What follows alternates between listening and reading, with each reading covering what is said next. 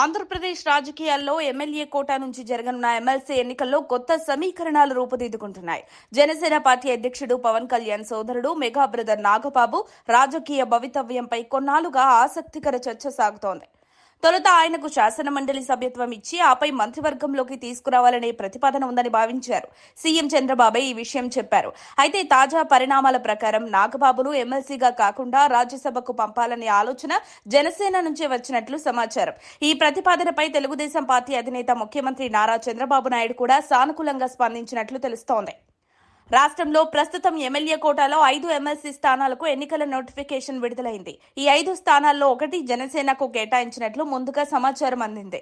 దీంతో నాగబాబును ఎమ్మెల్సీగా ఎంపిక చేసి రాష్ట్ర మంత్రివర్గంలో స్థానం కల్పిస్తారని అంతా భావించారు. కానీ తాజా రాజకీయ పరిస్థితుల నేపథ్యంలో జనసేన తన వ్యూహాన్ని మార్చినట్లు కనిపిస్తోంది.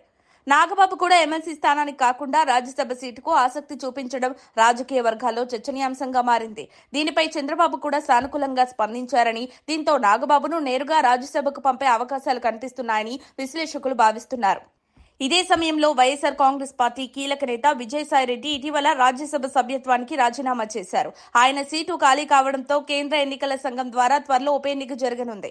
ఈ ఖాళీ అయిన రాజ్యసభ స్థానానికి నాగబాబును పోటీకి దింపాలని పవన్ కళ్యాణ్, చంద్రబాబు నాయుడు నిర్ణయించినట్లు సమాచారం. అయితే ఇదే సీటుపై భారతీయ జనతా పార్టీ కూడా ఆసక్తి చూపుతున్నట్లు వార్తలు వస్తున్నాయి. బీజేపీ తన అభ్యర్థిని ఈ స్థానం నుంచి పోటీకి దింపాలనుకుంటోంది. ఒకవేళ టీడీపీ, జనసేన కూటమి ఈ సీటును నాగబాబుకు కేటాయిస్తే బీజేపీకి ఎమ్మెల్సీ స్థానం ఖాయమనే వార్తలు వినిపిస్తున్నాయి.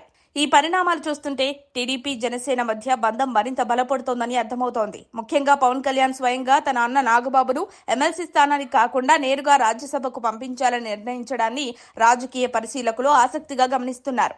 ఇది ఆయనకు జాతీయ స్థాయిలో రాజకీయ ప్రవేశానికి దారితీసే అవకాశం కల్పిస్తోంది. ఏదేమైనా ఈ పరిణామాలు రాష్ట్ర రాజకీయాల్లో కొత్త సమీకరణాలకు దారితీసే అవకాశాలు ఉన్నట్లు కనిపిస్తున్నాయి. మరిన్ని అప్డేట్స్ కోసం మా కాయ్ టీవీని సబ్స్క్రైబ్ చేసుకోండి. మా వీడియో కనుక మీకు నచ్చినట్లయితే లైక్ చేయండి, షేర్ చేయండి. మీ విలువైన అభిప్రాయాలను కామెంట్ బాక్స్లో తెలియజేయండి.